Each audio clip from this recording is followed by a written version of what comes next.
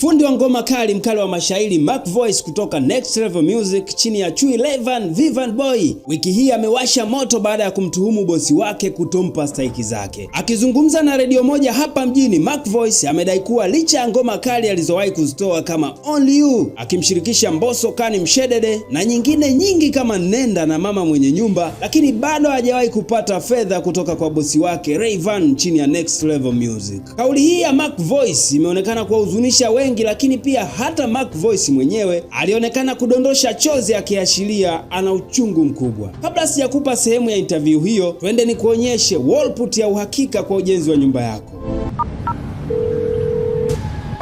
Hello. Mgonjwa yuko wapi? Fungus. Leta water resistance 2. Dozi yake ni 1 mara moja. Leta gundi ya tiles. Hii ni 1 mara moja. Kibandika ibanduku. Leta wallput ya ndani 3. Hii dozi yake mara moja. Kwisha.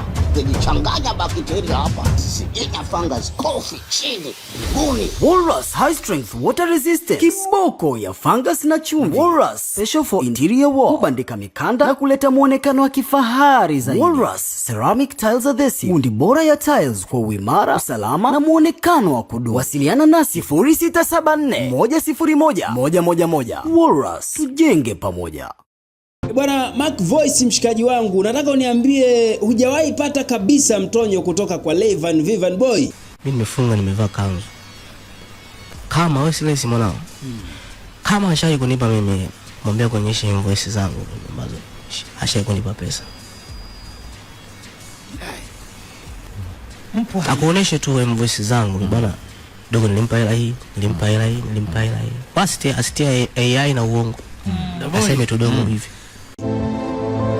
Je, ni yapi majibu ya Vivan Boy? Baki na Fundi Paparazi kwa mwendelezo wa story hii. Tufuate kwenye mitandao yetu ya kijamii kule YouTube, Instagram na TikTok kwa jina la Fundi Paparazi. Hadi wakati mwingine, kwaheri.